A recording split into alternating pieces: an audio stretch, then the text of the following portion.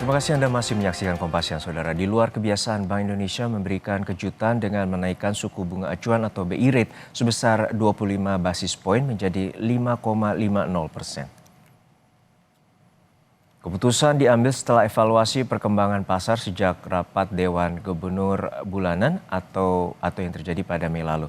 Bank Indonesia menilai pelemahan rupiah lebih besar dari perkiraan, dipengaruhi gejolak global, tingginya permintaan valuta asing dalam negeri, serta aliran keluar investasi portofolio asing. Selain menaikkan BI rate, Bank Indonesia juga meningkatkan suku bunga deposit facility menjadi 4,50% dan lending facility menjadi 6,25%. Kebijakan ditujukan untuk memperkuat stabilitas rupiah, menjaga inflasi tetap dalam sasaran pemerintah, serta meningkatkan daya tarik investasi asing ke Indonesia. Bank Indonesia juga memperkuat operasi moneter dan koordinasi dengan pemerintah untuk menjaga stabilitas makroekonomi di tengah ketidakpastian global. Loh, kok pelemahan rupiah melebihi yang kita proyeksikan dulu, dan karenanya tadi judulnya adalah langkah-langkah kebijakan lanjutan untuk penguatan stabilitas nilai tukar rupiah. Intinya ada 5 yang kita putuskan hari ini. 1, menaikkan BI rate menjadi 5,5%, 25 basis point ya.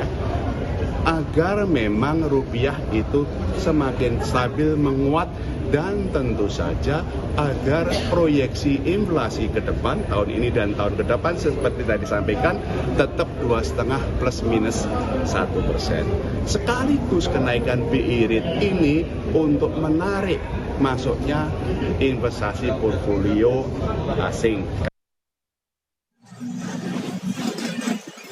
Melemahnya nilai tukar rupiah terhadap dolar Amerika Serikat berdampak pada kenaikan harga berbagai produk elektronik di Garut, Jawa Barat.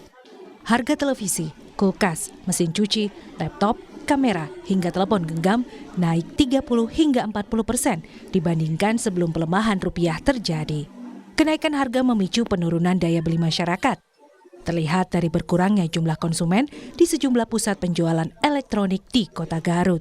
Sebagian pembeli kini cenderung memilih produk dengan spesifikasi yang lebih rendah agar sesuai dengan kemampuan keuangan mereka. Akibatnya, omset penjualan toko elektronik menurun drastis. Untuk menarik minat konsumen, pelaku usaha menawarkan berbagai skema pembelian secara kredit. Kita tuh kan jual kategori seperti smartphone, terus ada IT, terus ada produk elektronik yang lainnya yang memang kerasanya itu kenaikan range harganya tuh cukup begitu kerasa. Itu kenaikan harga itu di range 30-40%. Yang paling menonjol dari jenis apa? Yang paling menonjol justru saat ini tuh di kategori smartphone ya, sama IT. Hanya saja yang jadi berkendala itu dari sisi kemampuan daya beli konsumennya. Jadi bukan berarti yang tidak ada tuh kebutuhannya. Kebutuhan tetap ada tapi kemampuannya, sehingga berdampak tuh ke kita tuh kayak sisi loss konsumennya tuh lumayan jadi naik gitu ya.